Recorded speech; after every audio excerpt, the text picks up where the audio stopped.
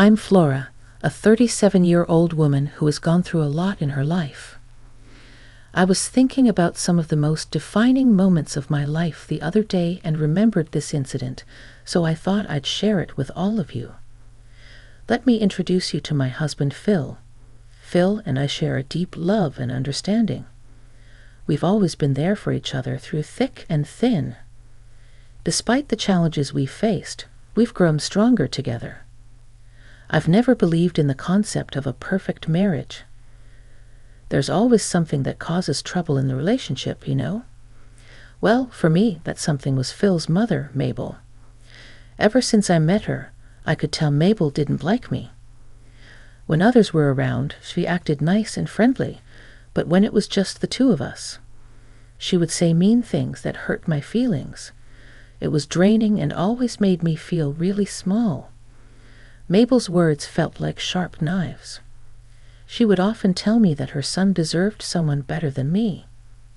She would make fun of my achievements, saying they weren't good enough. Mabel even made hurtful comments about my looks. It seemed like she enjoyed putting me down one insult at a time. All those hurtful words made me doubt myself and my place in Phil's life. I felt like I was not good enough for his love. To protect myself, I had to find ways to deal with the situation. I reminded myself that Mabel's hurtful words were because of her own issues and insecurities, and not because of anything I did wrong. I tried my best to stay calm when I was around her, even though it was difficult. I focused on the love between me and Phil, and the happy moments we shared. But no matter how hard I tried to remind myself that what Mabel said wasn't true, I couldn't shake off the insecurities that began to grow within me. I really can't stand Mabel anymore. She keeps saying really hurtful things. I've been trying to tell you about it for so long, but you won't listen. I'm struggling, so please just listen to me. Come on, babe. You're just making things up again. My mom would never do anything to hurt you. You're overreacting. No, I'm not making this up. It's been going on for a long time. She makes me feel small and insults me, and it's taking a toll on my mental health. I mean, haven't you noticed how much I've changed these past few months? I know my mom. She's a kind and loving person. I can't believe you're saying these things about her. You need to stop making up stories and causing unnecessary drama. I'm not creating drama. I'm telling you how I feel and what I've been going through. Stop treating me like my feelings don't matter. Why can't you support me this one time? I just can't believe that my mom would behave like that. Maybe you're just misinterpreting things or being overly sensitive. I can't accept that my mom would be so mean. I'm not misinterpreting anything. I've suffered with her hurtful words and actions for so long. I'm not asking you to choose sides, but I need you to believe and help me. Can we please find a way to address this issue together? Babe, I love you, and you know that. I'll always support you. But come on, I know my mother better than you do, and I will not support you talking so rudely about her. I don't like it, but could you maybe try to be a little nicer to her next time and not read into things too much? Okay. Living far away from Mabel didn't solve the problem. I couldn't avoid her forever. There was always some event or the other that required me to meet her and spend time with her. I wanted Phil to see the truth, but I had to find the right way and time to talk to him about it. He was never going to believe me, no matter how much or how hard I cried or complained. It would never reach him. He loved his mother too much to believe that she would torment me. One day, Mabel called Phil out of the blue to say that her house was being renovated and she needed a place to stay. Phil immediately offered for her to stay with us. The thing is, he never asked me what I thought about that plan. He knew how distressed his mother made me feel. Even though he didn't believe me, the least he could have done was check in with me. It hurt to think that he would make such a decision behind my back. Why did you offer Mabel our place to stay without even asking me for my opinion? Do I not have a say in what goes on in our house? Well, I didn't think I needed to ask you. She's my mom. I couldn't let her be homeless because of some feud that you guys have going on. It's not a feud. She treats me badly and never passes up on an opportunity to say something incredibly hurtful towards me. Now she's going to live with us without any say from me. It feels like you care more about her than about my feelings. Look, I know you've had issues with her, but she's still my mom. I can't just leave her without a place to stay. I thought you'd understand, especially since she's family. I do understand the importance of family, but it's also important for you to consider how I feel. I can't pretend everything's okay when she constantly treats me like crap. Babe, can we please not do this right now? I'm sorry I didn't ask you about it, but regardless of what you would have said, I would have let my mom stay here. Just deal with it for me, please. Talking to Phil only made me angrier. How could he not see what was right in front of him? I wanted to lash out and yell at him, but I knew that it would be pointless.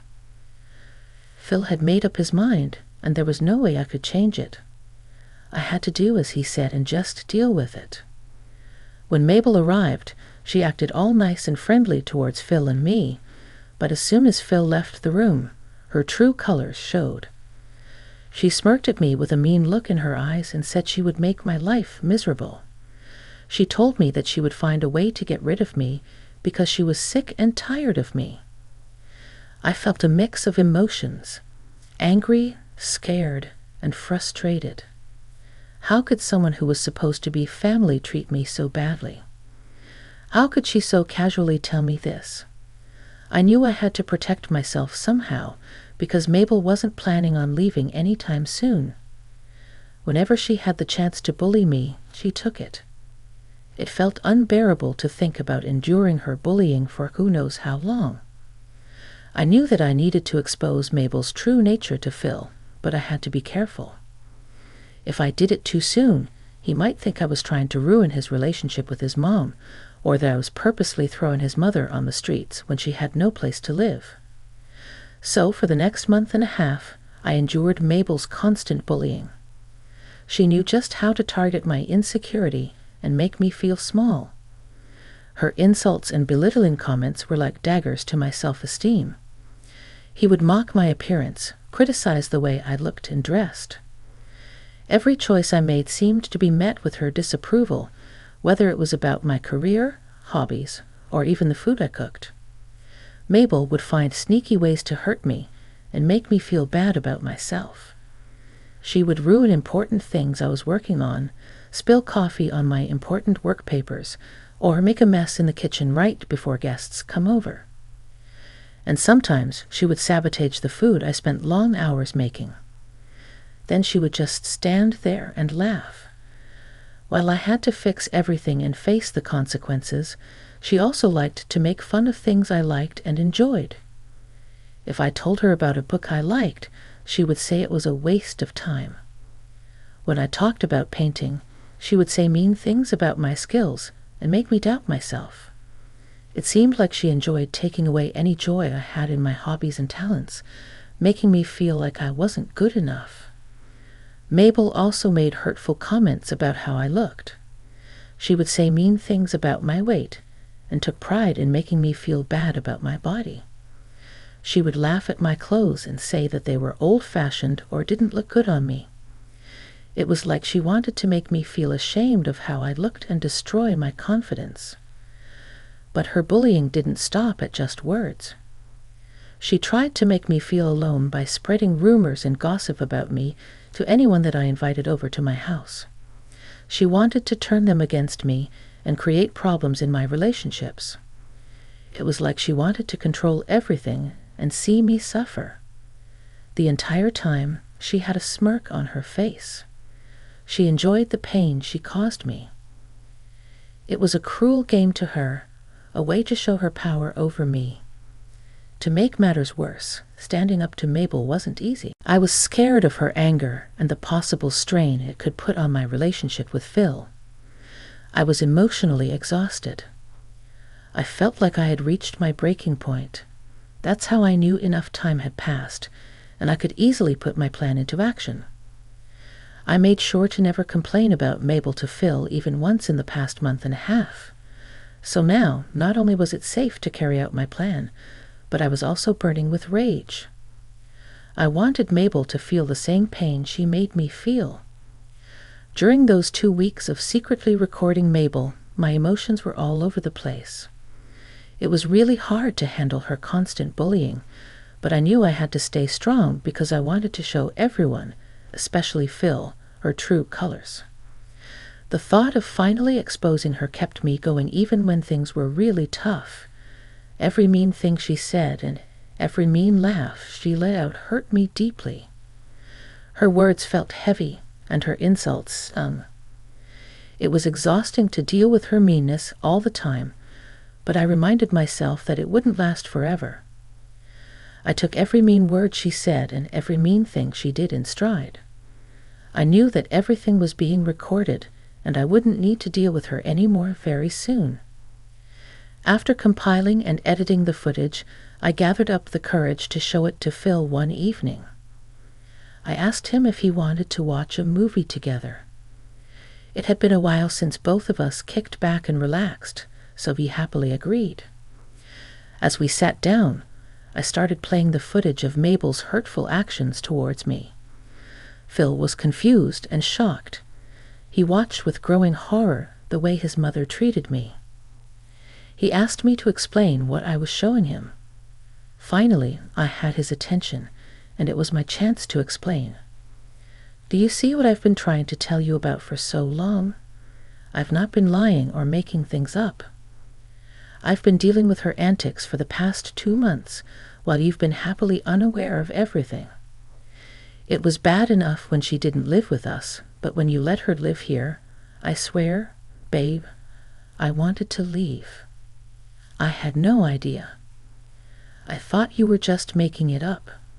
Why would I make it up? What would I get by making up silly stories? I don't know. I don't know why I never believed you or even heard you out. I guess I just didn't want to believe that my mother could be so cruel. I'm so sorry for not believing you and neglecting your feelings. Your mother is a monster. I hate to break it to you like this, but she really is. You've seen the evidence now. Do you see how much I've been hurting? Yeah, I feel so guilty for not standing up for you. I should have heard you out and at the very least attempted to find out if what you were saying was true. I'm truly sorry, babe. Thank you for finally believing me. If you didn't, I would have lost my mind. So it means a lot to me. Of course, I'd have to be a special kind of fool to tell you that you were lying when I just saw with my own eyes how my mother has been treating you. I want to make it up to you. Tell me what I can do to make it up to you. I'll do anything. I promise. I want Mabel out of our house. I can't bear to live with her any longer. I would completely agree with that, but I still don't want her to be homeless. Her house is still undergoing renovations, and we don't know when it will end. Fine. How about we work out a compromise? Compromise? Yeah. I want you to get the name of the renovation company that's working on Mabel's place. I can definitely do that, but why do you want to know about that? I don't know, but my gut is telling me that Mabel is lying about it. Why would she lie, though? Did you just not see how happy she looked while tormenting me? Right, you're right. I'll get you the information. Just please forgive me. I'm sorry for what I did to you. It's okay, baby. I'll need some time to get over the things that Mabel did and said to me, but I'll be fine. And more importantly, we're fine. The next day, Phil casually chatted with Mabel during breakfast and found out the name of the company doing her renovations. I decided to take matters into my own hands and contacted the company to check on the progress. To my surprise, I learned the renovation had actually been finished 2 weeks ago, and they only had to work on one room. That meant that she did have a place to stay, but chose to come and live with us. If I was angry before, then I was furious when I found out that Mabel had lied to us. She purposely stayed over at our place just to torment me. I immediately told Phil about this discovery, and he too got really upset that Mabel had lied to us about her living situation. He promised me that he would talk to her about her lies and how she treated me during dinner. When it was finally dinner time, I anxiously waited for Phil to talk to Mabel about her bullying, but nothing happened. I assumed that he would talk to her after we were done eating. After we finished eating, Phil offered to take our dishes in, leaving me and Mabel alone in the dining room. As Mabel began to say mean things to me, I had reached my breaking point. I couldn't take her bullying anymore. That's enough. I've had it. I will not tolerate your attitude anymore. I want you out of my house. I never want to see you again. How dare you? This is my son's house, and you have no right to kick me out. Let me make one thing clear here. This house is in both Phil's and my name. Do you know what that means? I have just as much rights as Phil to decide who lives here. Like I care. How dare you speak to me like this? I will make Phil throw you out of the house. You'll learn your lesson. Then what's going on? Why are you guys yelling? Flora yelled at me because I made a small mistake, and now she's asking me to leave Phil. She told me to leave both of you alone. Can you believe her? She's heartless. Oh, please, Mabel. Everyone in this room knows that you have a house to go back to. Your renovations have been completed for a while now. You're just here to make my life miserable because you enjoy doing it. She's lying, you know. I would never do anything like that. You know I don't have a mean bone in my body, Phil. This can't keep going on. I'm sorry, but Phil, you have to choose. I can't keep living with someone as heartless as her. So me or her? Phil looked wildly uncomfortable. He hated being put on the spot, but this was the perfect time for him to show me where his loyalties lay. If he chose Mabel, I would walk out of the house and never return to him. I hated to see him in a position where he felt so uncomfortable, but it was necessary for me and our relationship. Phil took his time and thought about how to gently respond and tell his mother to stop bullying me, but Mabel didn't give him a chance to speak up. Shall I ask Flora to start packing her bags then? No, Mom. You've got it all wrong. It's not Flora who should be leaving. It's you. What? What do you mean? Why are you choosing her over your own mother? I've been trying so hard to be nice and understanding, but you're making it so hard. I can't believe you do anything else other than lie. You've lied to me about not having a place to live and about Flora being mean to you. But, Phil, you know I would never do such a thing. Flora is just exaggerating and making things up. You know how delusional she can be. Enough. You are not allowed to speak of my wife that way. I've seen and heard enough evidence to prove that you've been lying to me. I know the truth now. Flora has suffered enough. Thank you. I want you to leave. But, no buts. This is not how we treat each other. I can't allow you to continue bullying Flora, disrespecting my relationship with her. You need to leave by tomorrow morning, and for everyone's sake, never come back. The following day, Mabel left our house reluctantly, still trying to argue her case. But Phil and I stayed firm with our decision. We no longer wanted her negativity or lies in our relationship. Even after she left, she kept trying to get in contact with us. But Phil and I decided that it would be best if we blocked her everywhere. Looking back on our journey, I feel relieved and like I've become stronger as a person. Phil and I have become even closer as a couple. The wounds from Mabel's hurtful words slowly but surely healed, and now our marriage is thriving without her toxicity. If you're going through something similar, remember that you deserve love and respect. Don't let anyone make you doubt your worth. Reach out for help from people who care about you. It's never too late to take a stand and take back your power. Let this story remind you that love and trust should always be at the center of your relationships. Phil and I have a strong foundation of trust and support. Although it's been a while since this incident, we're excited for the future because we know we can face anything together.